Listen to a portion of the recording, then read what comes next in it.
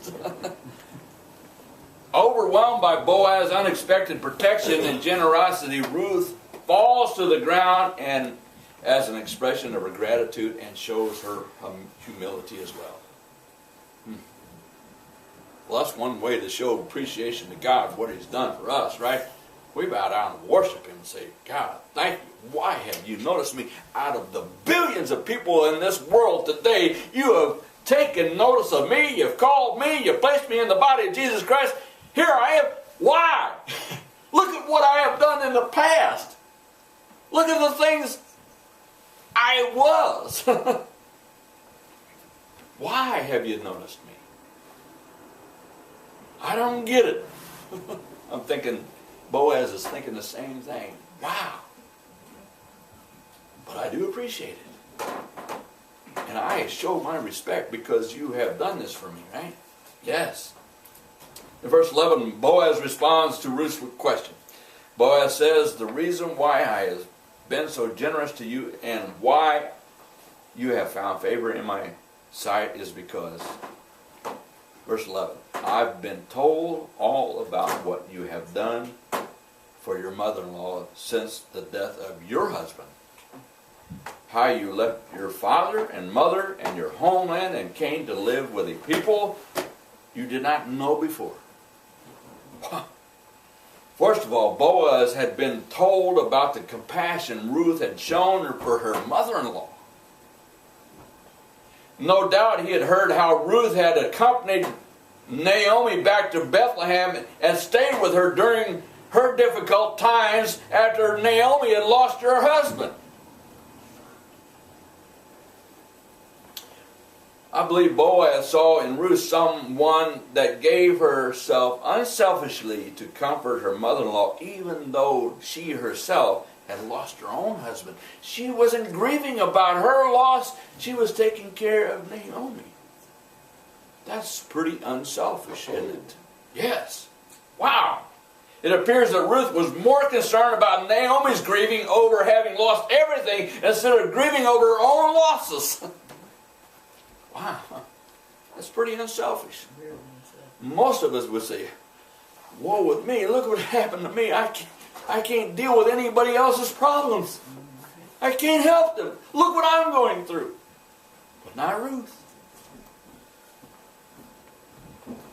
Boaz also recognized that Ruth had made the decision to leave her relatives and her former religion behind. He recognized in her that it took extraordinary courage to leave behind her family and all that was familiar to her. I mean, a lot of us just don't pick up and walk away from the things that we're familiar with, or do we? Two of the most difficult things in the world for people to do is to leave their relatives and leave their religion, or their former religion.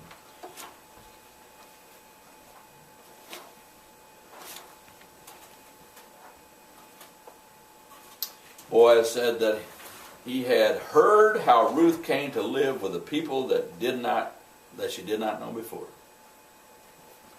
To leave her relatives and religion in order to embrace another race and religion took a great deal of faith.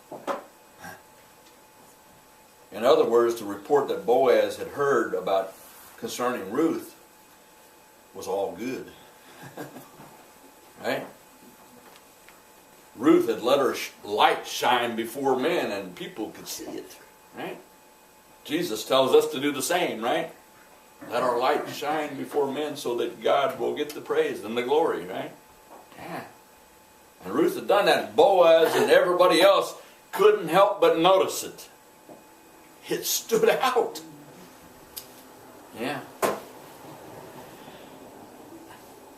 When Jim Wright, the former Speaker of the House, resigned, he quoted Horace Greeley, "Fame is a vapor, popularity an accident, riches take wings, those who cheer today may curse tomorrow, only one thing endures, character." Character. And this is what Ruth had an abundance of, right? She had it. When Boaz justified his kindness toward Ruth, he did not say that he had heard of her great beauty or her brilliant intellect. No mention is ever made of these things, but what spoke volumes to Boaz was what he heard about Ruth's character.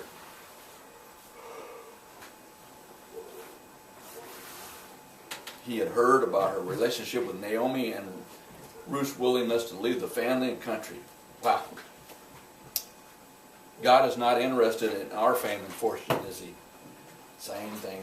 He cares nothing about our popularity and our wealth. What God cares about is our character. The trials that He allows to come into our lives, even the loss of loved ones, as Ruth experienced, are for the ultimate perfection of our character.